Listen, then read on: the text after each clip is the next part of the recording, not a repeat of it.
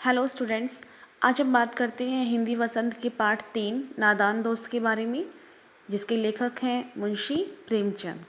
एक बहुत ही जाने माने व्यक्तित्व, और इन्होंने बहुत सी रचनाएं लिखी हैं, नाटक, उपन्यास, कहानियाँ बहुत सी लिखी हैं, और उन्हीं में से इनकी एक प्रसिद्ध कहानी है नादान दोस्त। तो चलिए शुरुआत करते हैं इस कहानी की। ये कहानी दो भाई बहन की है जिनका नाम होता है केशव और श्यामा।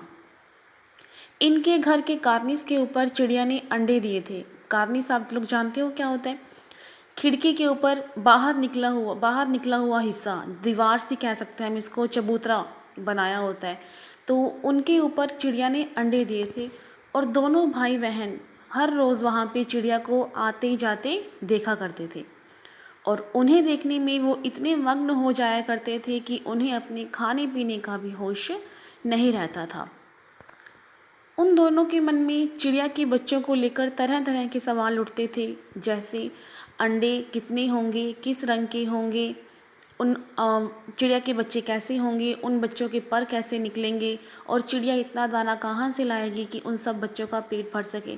इस प्रकार के उनके मन में तरह तरह के सवाल उठते थे, लेकिन उनका जवाब देने वाला कोई भी नहीं था।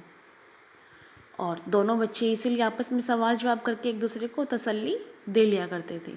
अब उन बातों का जवाब देने वाला कोई क्यों नहीं था? क्योंकि उनके जो पिता थे उन्हें तो अपने कामकाज से फुर्सत नहीं थी, पढ़ने लिखने से, और उनकी जो माँ थी उन्हें घर के कामकाज से फुर्सत नहीं थी। इसीलिए दोनों आपस में ही सवाल भी कर लेते थे और उनका जवाब भी दे देते थे, और उनके मन को तसल्ली हो जाती थी। इसी तरह से 3-4 दिन गुजर गए, और दोनों बच्चे चिड़िया के लिए ऐसे ही परेशान थे। उन्हें लग रहा था कि कहीं अंडों से निकलने वाले बच्चे भूख प्यास के कारण मर न जाएं। तो उन्हें बचाने के लिए उन्होंने खाने के लिए चावल के दानों का और पीने के लिए पानी का इंतजाम किया, छाया के लिए कूड़े की बाल्टी, और अंडों के नीचे कपड़ों की एक मुलायम सी गद्दी बनाकर रखी। उन्होंने ये सब इसलिए किया ताकि चिड़िया के बच्चों को कोई परेशानी न हो।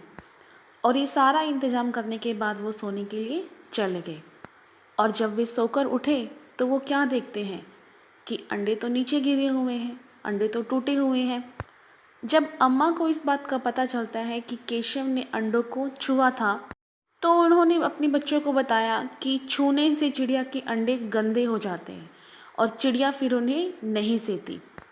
ये जानकर दोनों को अपनी गलती का एहसास हुआ, और उस दिन के बाद से वो दोनों चिड़िया वहाँ फिर कभी दिखाई नहीं दी, क्योंकि वे किसी ऐसी जगह गई होंगी जहाँ उनके बच्चों को कोई छू ना सके और उनके बच्चों को कोई खतरा न हो। तो इस कहानी से हमें शिक्षा मिलती है कि हमें कोई भी काम बिना सोचे समझे नहीं करना चाहिए। पहले पूरा सोच समझ लेना चाहिए, उसके बाद हमें वो काम करना चाहिए। अगर केशव और श्यामा अपनी माँ से पूछ लेते तो शायद चिड़िया के बच्चों की जान बच सकती थी। हालांकि उन्होंने ये सब अपनी नादानी में ही किया था, लेकिन चिड़िया के जो अंडे थे वो टूट गए थे। चिड़िया ने उन अंडों को अपने पास नहीं रखा और वे वहाँ से चले गई। तो यहाँ ये लेसन कंप्लीट होता है। Okay, thank you.